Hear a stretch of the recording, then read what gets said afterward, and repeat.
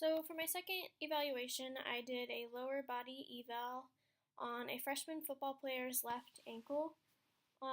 He had injured his ankle about 2 weeks ago, and Stacy has been doing some rehab on his ankle, so she said this would be a good point to do another eval on him to see where his progress was after the rehab. So basically, I just did a full eval on him, starting with his history and going on and doing special tests and range of motion and all of that, just to see how much he has progressed with the rehab Stacy has been doing for him. So to start this eval, I had him point to where he was having the pain. He pointed to the area around his lateral malleolus and the surrounding areas around that. So to start off, I palpated his lateral malleolus and asked him if he had pain there. He said he had some slight pain, but then I palpated the surrounding ligaments, and the ligament that he had the most pain around was the posterior talofibular ligament. So after that, I then palpated the medial side of his ankle to see if he had pain there. He didn't have any pain around the medial malleolus or the surrounding ligaments, so that was a good sign that it was just on the lateral side of his ankle.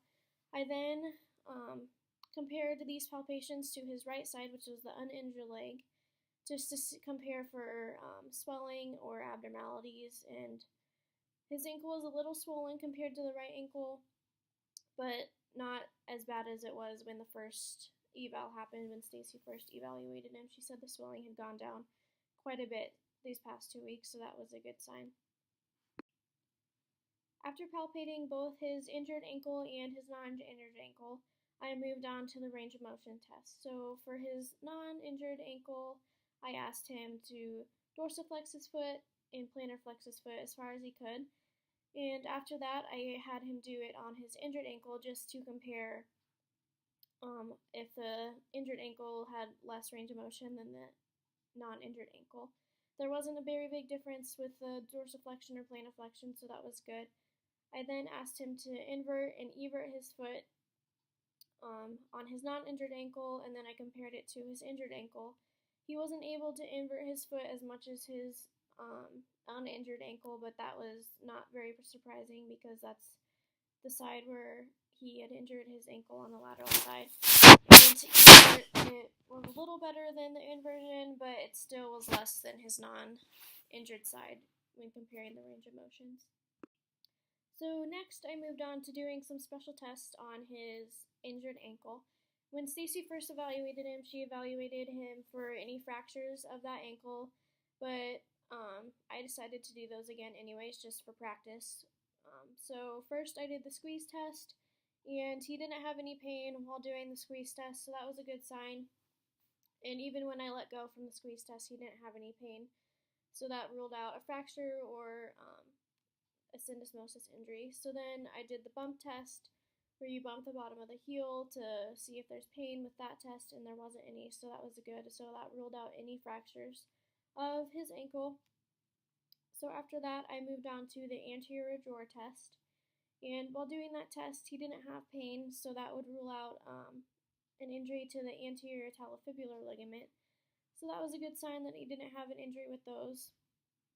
And since it was on the lateral side and he did it while he injured the foot while he was in inversion, I decided to do the Tyler tilt inversion test. And while doing that test, when I inverted his foot and it stretched those ligaments on the outside, it did cause him some pain. So that indicated that the ligaments on the lateral side had a possibility of being injured. So in order to differentiate which ligaments during that test were the ones that were hurting, I asked him to point where his pain was while I did the Tyler tilt inversion test. And he pointed to the more posterior aspect of his lateral malleolus. So at that point, I decided that it was probably a posterior talofibular ligament injury.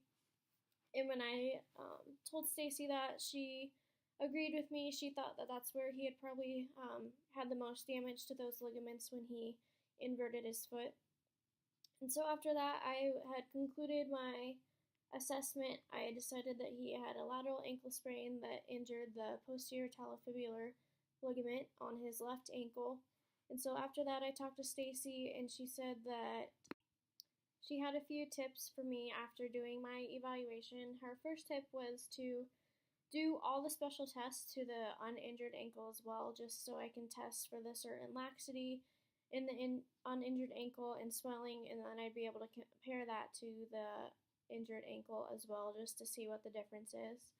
And her second tip would be that I did the Talar tilt inversion test to the injured ankle, but her recommendation was that I do the Talar tilt eversion test as well, just to rule out any injury to the medial ligaments of his injured ankle. I know he didn't have pain with the range of motion and palpations on the medial side, but she said it's just good to rule any of those ligament injuries out on the medial side, just in case, just to cover yourself in case he would have any injury to that. It's just good to always rule out those injuries as well.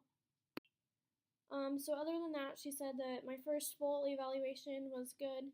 She said just to continue to review my skills for each of the extremities, and just to go through and do all the tests on both the injured and non-injured side, and just go through each of the tests for even the medial and lateral sides, just to rule out any of the injuries that they might have sustained through their injury.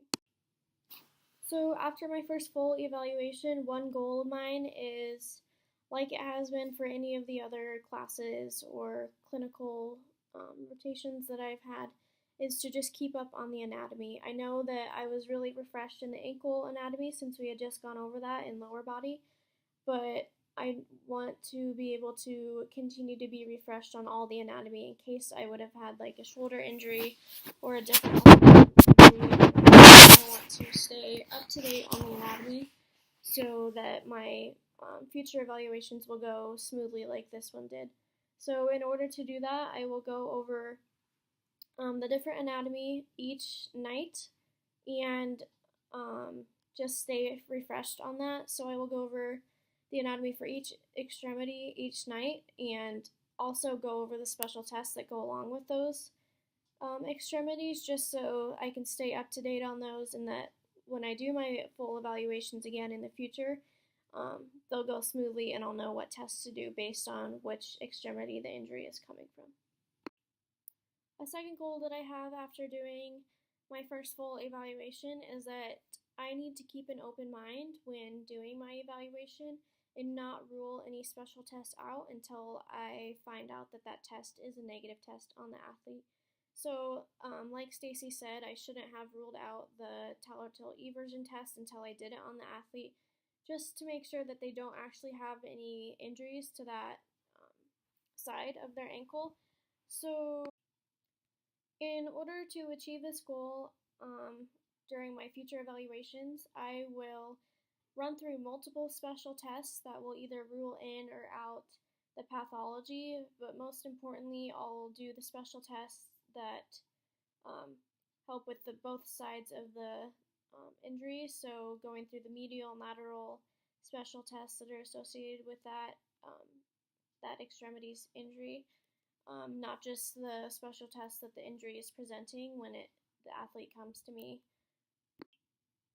By doing this in my future evaluations, I will become better at diagnosing the injury that the athlete may have, and also I won't be missing any injuries that they may have, because I'll be doing the special tests to rule in or out the injuries for both sides of their injury.